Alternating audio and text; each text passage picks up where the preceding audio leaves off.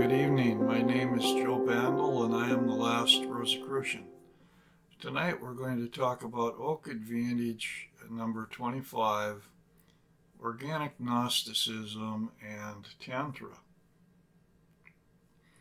Now, Organic Gnosticism is a term that I coined for some research that I've done trying to go back through the Western mystery traditions,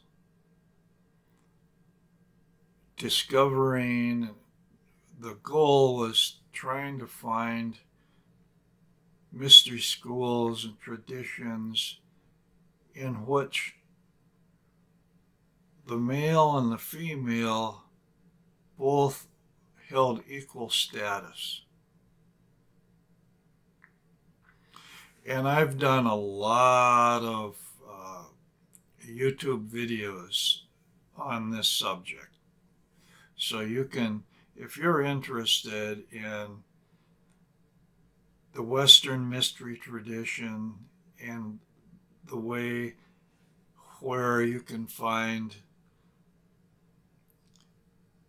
traditions where the male and the female were both considered equals, to the best of my knowledge and ability, we're going to go, it goes back to Zoroastrianism, Crete. Crete was actually, well, the Minoan civilization, which was really the only great civilization of antiquity that was really goddess oriented. Of course, the Phoenician civilization was influenced by the by the Minoan civilization, and also goddess oriented. And it's thought that the Phoenicians found their way around to Ireland and to England. And the whole Balkans, there was what's called ancient Greece, which was before the Hellenic Greece. We're talking about in the area of the Adriatic Sea or whatever it's called there.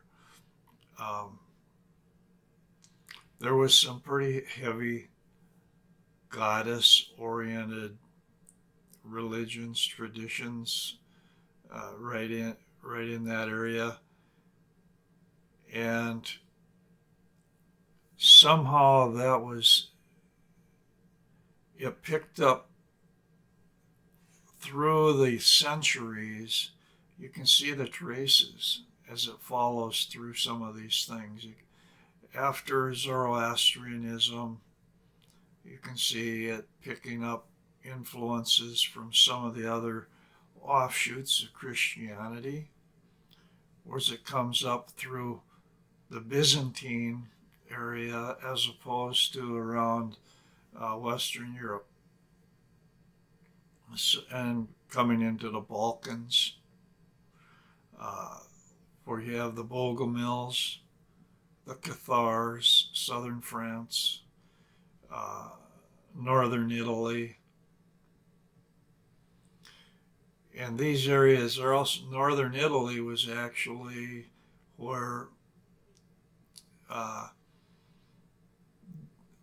the origins of the Freemasons traditionally came from, who were the engineers that actually were responsible for much of the engineering in the Roman Empire before it turned Christian, about 400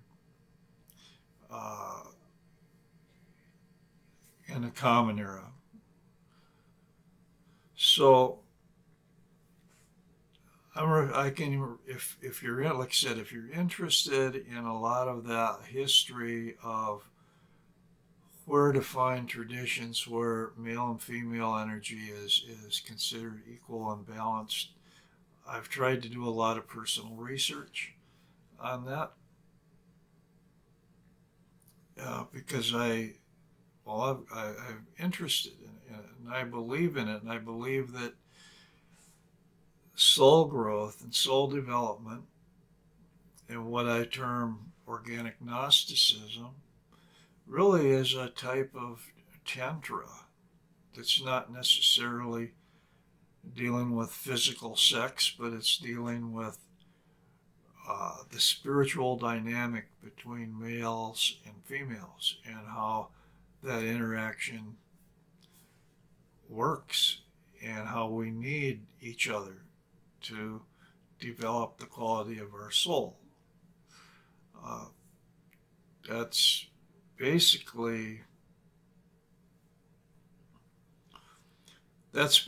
what that whole area of research was, and I followed it through the alchemists, um, the Druids, especially. A lot of the Druids, it was considered that men and women might have were probably considered equal in that uh, tradition. So we're talking some really ancient stuff and coming on up into the modern age. The thing is that organic Gnosticism is kind of like a new form of Druidry because it's trying to connect the light and the working, the channeling with the spiritual light, the solar light, with the earth, and describing the incredible polarized voltage that exists between these two power sources. So,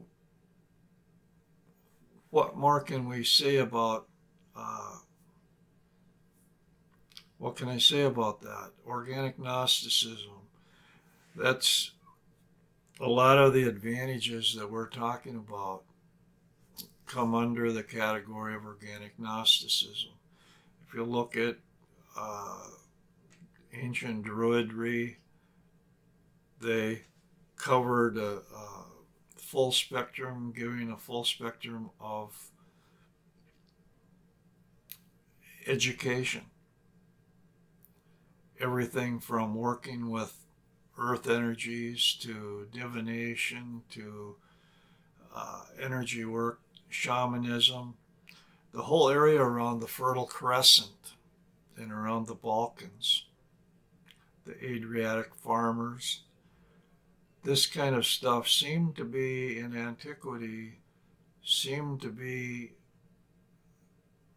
very much influenced by the feminine. And even Egypt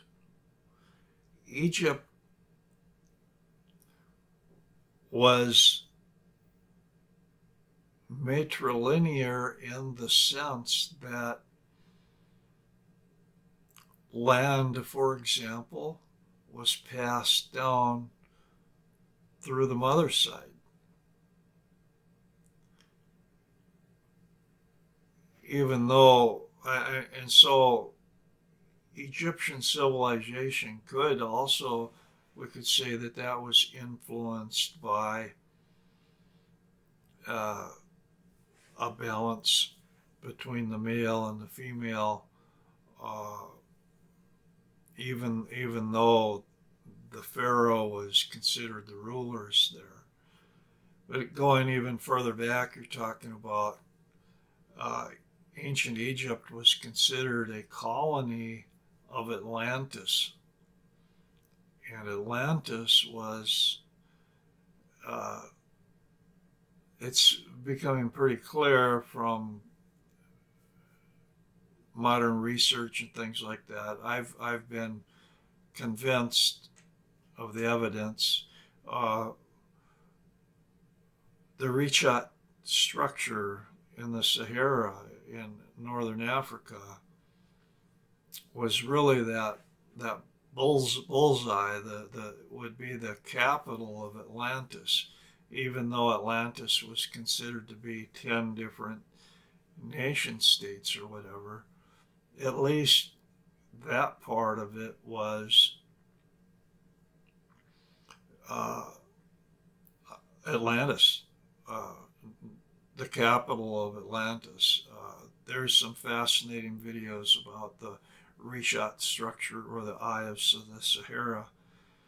And when you think it almost looks, that geographical image looks startling like an eye, and like the eye that's used in the Egyptian hieroglyphs. But it's also considered that it was destroyed by flood, probably 12,000 years ago, where the whole area was destroyed by massive flooding, which again, bright insight, fascinating videos to talk about some of that stuff. And it's just coming out that the Sahara was lush and verdant not that long ago either. So there's some videos coming out talking about that. And we don't know how many ancient cities are buried beneath the sands of the Sahara. So we're talking about, when you're talking about organic Gnosticism, you're talking about this ancient tradition, this ancient mystery school path that had men and women considered equal. This all ties in to this this one special area of Western mystery schools, Western mystery traditions with the secret wisdom, you could say. The Druids also they like to trace their ancestry back to ancient Atlantis. So you're talking a lot of mythology, things like that. But the patriarchal religions came about and have become dominant. And in today's world, the patriarchal religions are the ones that have been dominant. So then they've really tried to do their best to stamp out this trace of balanced male and female energies or teachings, things like that. And I am convinced through a lifetime of study that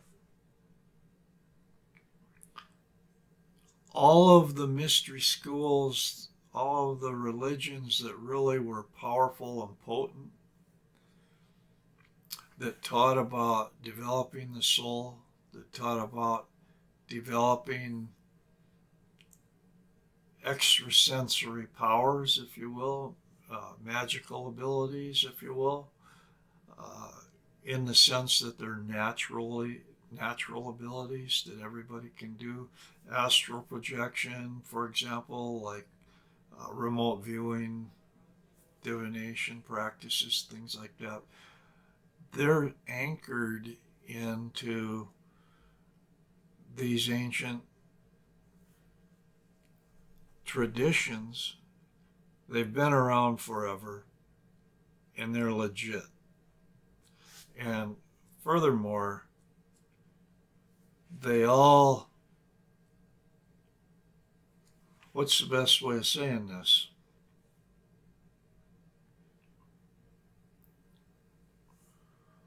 They all came up with similar results. In other words, one tradition may have certain practices, another tradition may have certain practices, but the end result was similar because the process of soul development is universal. And through metaphysical, through occult teachings, the way it's said is that there's two paths to follow to develop the soul completely. The mystical path, where you connect to source, to the spiritual light as a power source, and the magical path, where you go down into deep down into earth, the womb of creation, the Akashic records, where you connect to another power source. And these two power sources, one you could call positive, one you could call negative, one you could call male, one you could call female, have an incredibly intense attraction toward each other. Back in 1992, after I had crossed the great abyss in a massive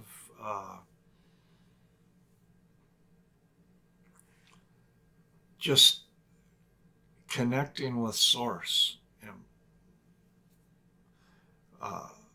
achieving this spiritual milestone, I experienced what I call a polarity switch, in which at that point I was so far out into space. I was joined with the light, if you will, and part of me was going like, you've got to get, now it's time to come back to earth. Now it's time to come back.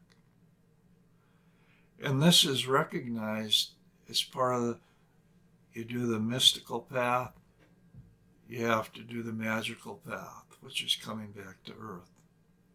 So after over 20 years of following a mystical path, searching for that unity with light, with God, with source, with the cosmic, whatever, then it was time to bring that light, to bring that energy back down and anchor it to the earth as part of working for Gaia's ascension, but also as part of my own soul's development. So we're talking mystical path, magical path. The Rosicrucians were only the mystical path. The magical path had to be different, because there's totally different ways. And I ended up working with tantric energies, tantric practices to agree, and I realized that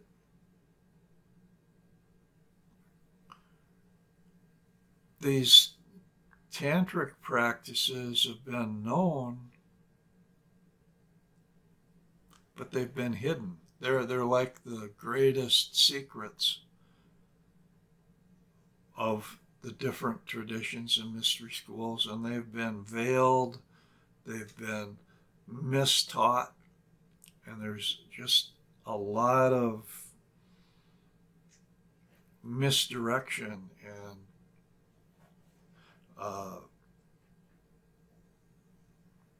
total confusion about them.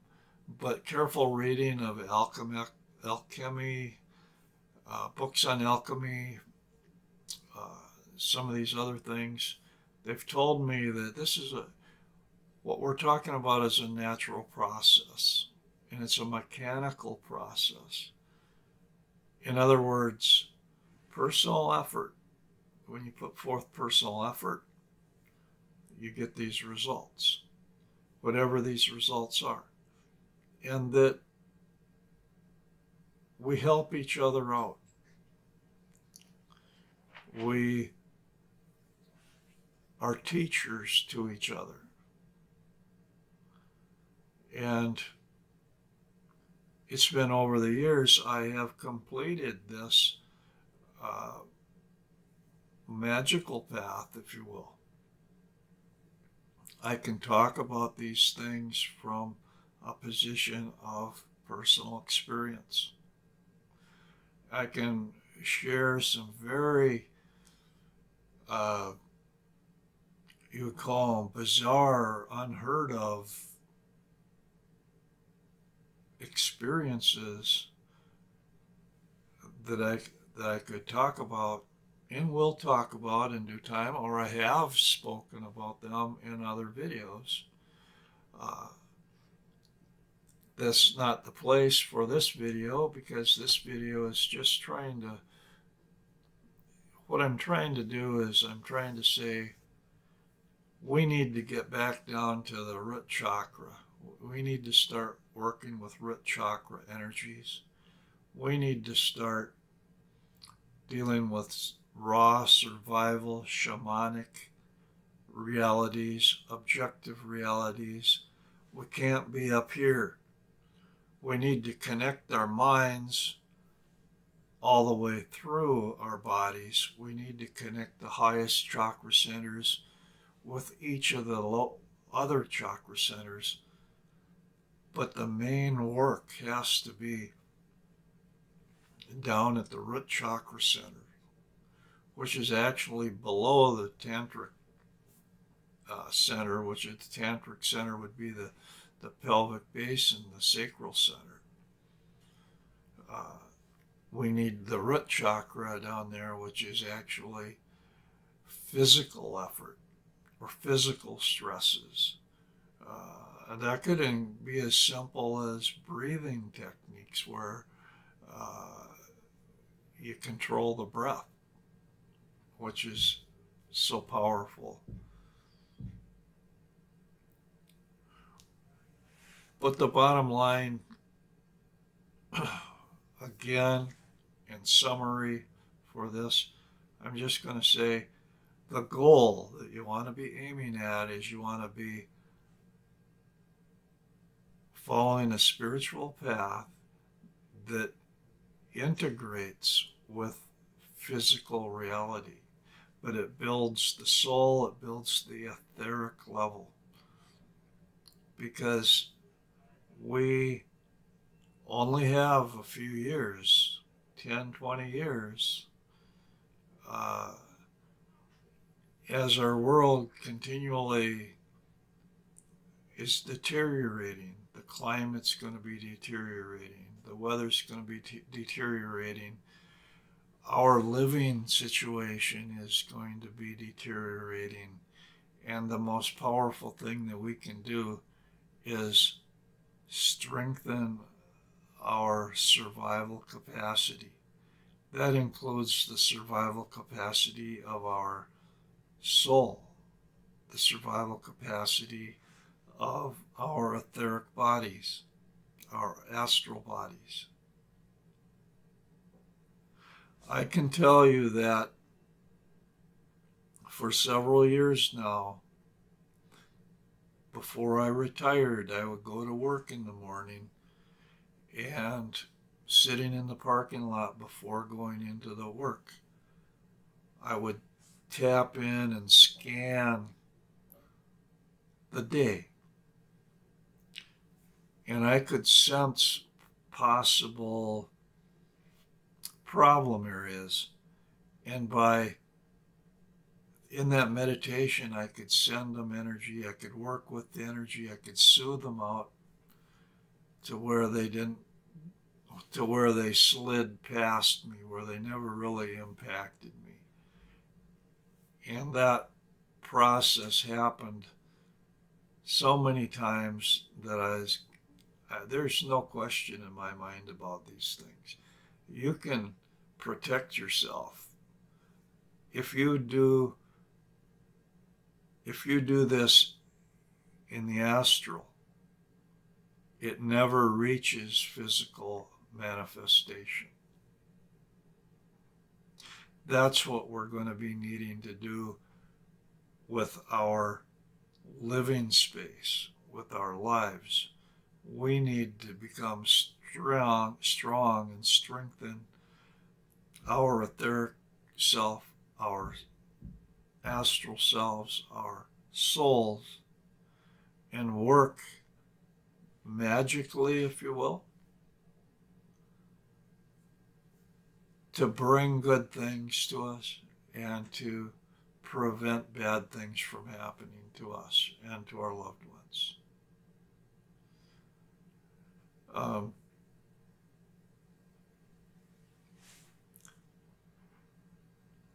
I'm just saying this is real.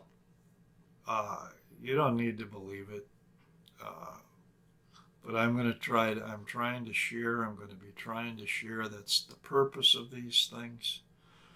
I'm trying to match these videos with, like I said, the Neotech advantages.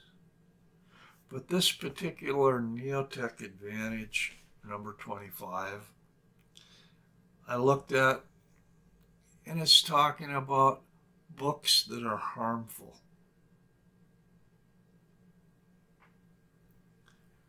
And I was reading all that, and I'm like, what the hell? How can I make an advantage number 25, about books that are harmful? So I tried to come up with another slant on it. We're talking about organic Gnosticism, talking about Tantra, and how these things are, you're aiming toward objective reality. The true masters of wisdom were not up here. They were up here and they were down at the earth, both. They had a full spectrum awakening. They worked with all the energies. We need to be anchored to the earth more than anything.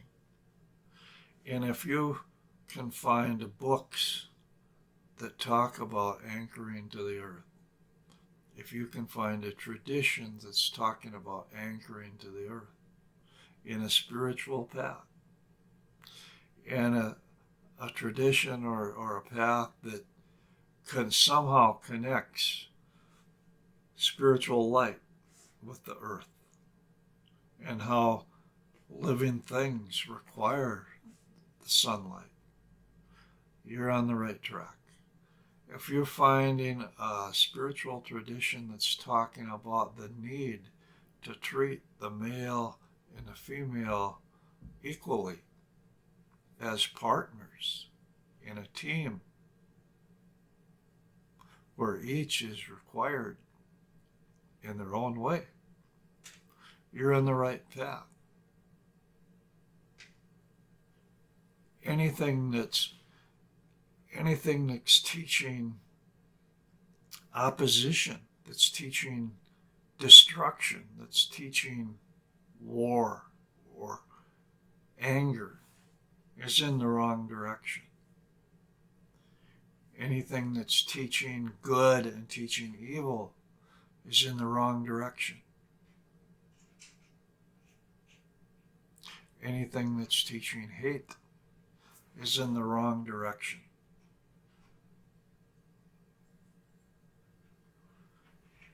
It doesn't matter if it's books, or whether it's political movements, or whether it's social movements. That's what I'm trying to get across with this advantage, where some pathways are dangerous. They're not the right way to go. They're because violence and anger toward others will draw you in a self-destructive spiral. That's the new energetics. It's a fact. You can go toward the goal and you can bring other people along with you toward that goal, and that'll work. That's what we're trying. I hope this comes across not too crazy, not too garbled.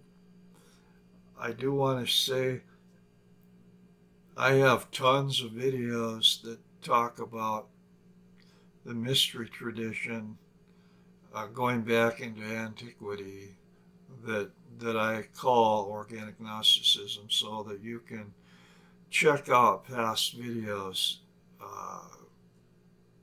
There's lots and lots of them. We'll talk to you next time.